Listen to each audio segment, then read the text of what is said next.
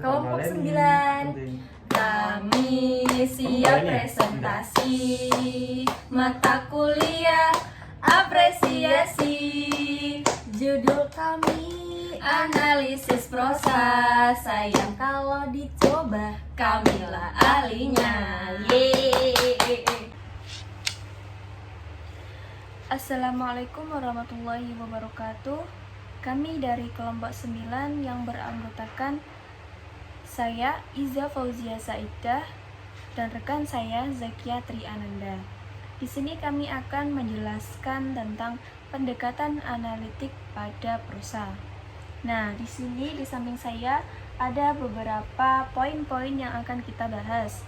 Yang pertama, dari pendekatan analitik pada prosa ini, saya dan rekan saya akan membahas tentang dari pengertian prosa, dari analitik prosa itu sendiri, yang kemudian langkah-langkah pendekatan analitik pada prosa, yang kemudian akan disusul analisis RPP dan juga analisis prosa.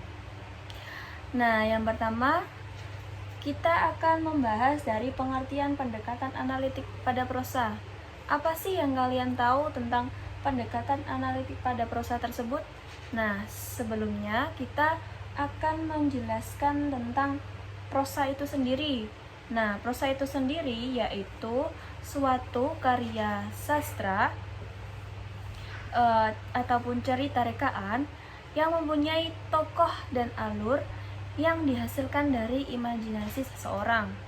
Nah, karya dari prosa ini ada dua jenis prosa. Yang pertama ada prosa lama, yang kedua ada prosa modern. Nah, yang prosa lama ini ada dongeng, fabel, hikayat, legenda, dan lain sebagainya. Nah, yang kedua ini ada prosa modern. Nah, prosa modern ini contohnya ada cerpen, lalu ada novel, terus ada cerita anak, dan juga novel-novel remaja dan genre lainnya.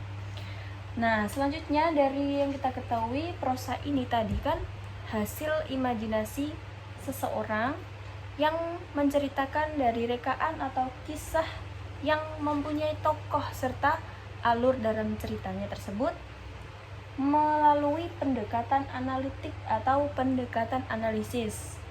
Nah, pendekatan analisis ini yaitu pendekatan yang berusaha memahami gagasan serta cara pengarang menampilkan atau mengimajinasikan idenya pada elemen-elemen tertentu. Nah, pada pendekatan analitik ini ada dua elemen. Yang pertama ada elemen intrinsik atau elemen yang ada di dalamnya, dan yang kedua ada elemen ekstrinsik. Jadi, di pendekatan analitik ini kita akan membahas dari elemen-elemen tersebut, yaitu elemen intrinsik dan juga elemen ekstrinsik.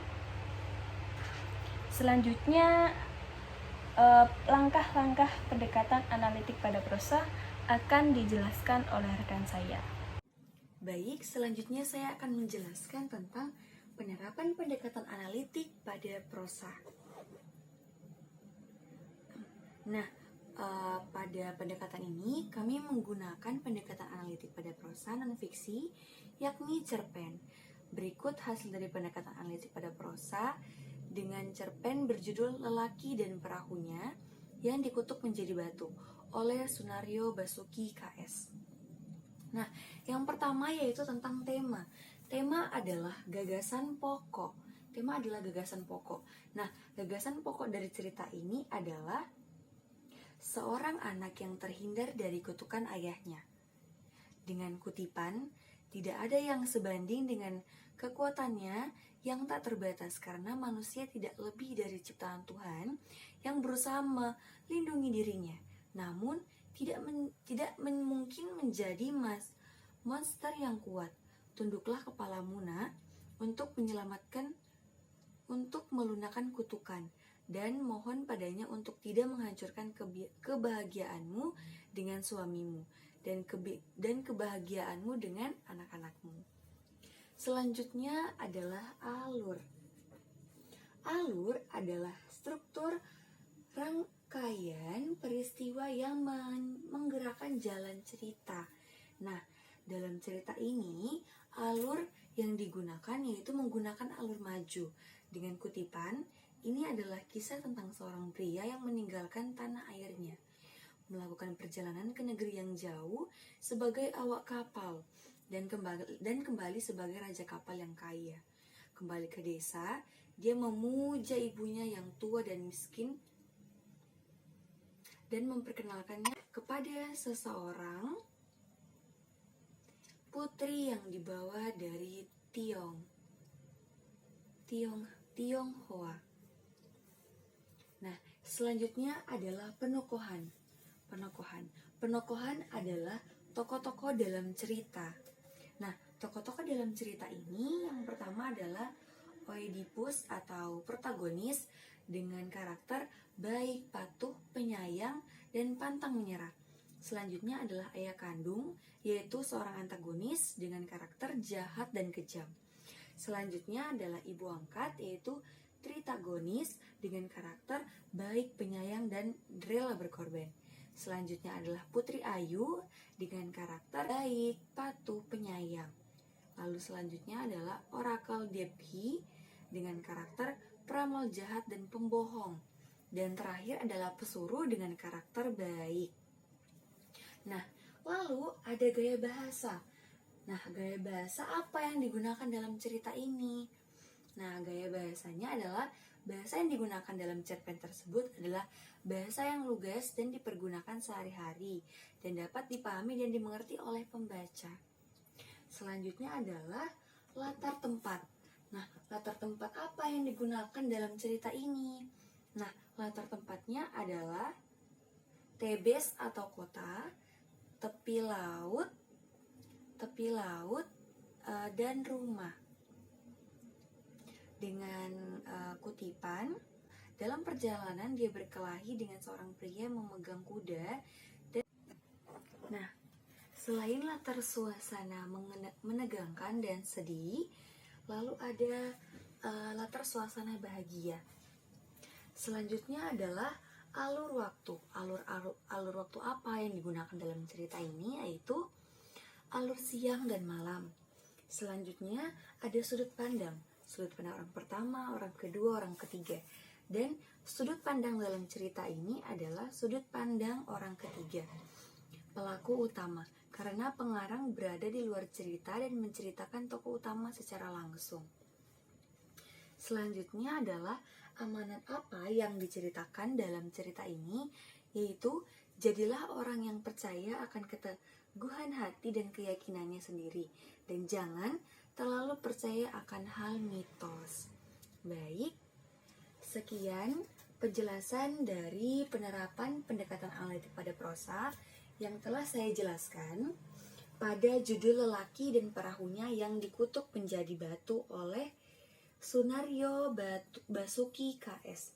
Sekian dari saya. Baik, selanjutnya ada analisis RPP. Nah, sebelumnya kan kita sudah menjelaskan adanya langkah-langkah pendekatan analitik pada prosa itu apa saja yang harus dianalitik, serta contoh analisis prosa. Nah, pada analisis prosa ini tadi kan sudah dijelaskan bahwa kita menganalisis prosa modern, yaitu cerpen. Nah, dalam RPP ini kita sudah mencantumkan bahwa RPP yang akan kita bahas adalah RPP pada kelas 6. Nah, yang pertama ada analisis teks pada kompetensi dasar. Nah, dalam menganalisis ini kami menggunakan sumber pada kompetensi dasar RPP Guru kelas 6 yang sesuai dengan edaran Kemendikbud nomor 14 tahun 2019. Nah, yang kedua, pada analisis RPP ini kita menganalisis pada komponen-komponen isi RPP tersebut. Nah, kita kan pasti tahu bahwa elemen-elemen atau isi utama dari RPP itu ada 3. Nah, yang pertama ada tujuan, yang kedua ada kegiatan, yang terakhir ada penilaian. Nah, dalam RPP ini yang sudah kita cantumkan sebelumnya itu ada 3 elemen yang dapat kita simpulkan bahwa hasil dari analisis RPP ini dibuat oleh guru kelas 6 yang cukup sesuai dengan implementasi pada kurikulum 2013. Nah, sekian dari penjelasan dari kelompok kami. Selebihnya kami mohon maaf. Semoga bermanfaat. Wassalamualaikum warahmatullahi wabarakatuh.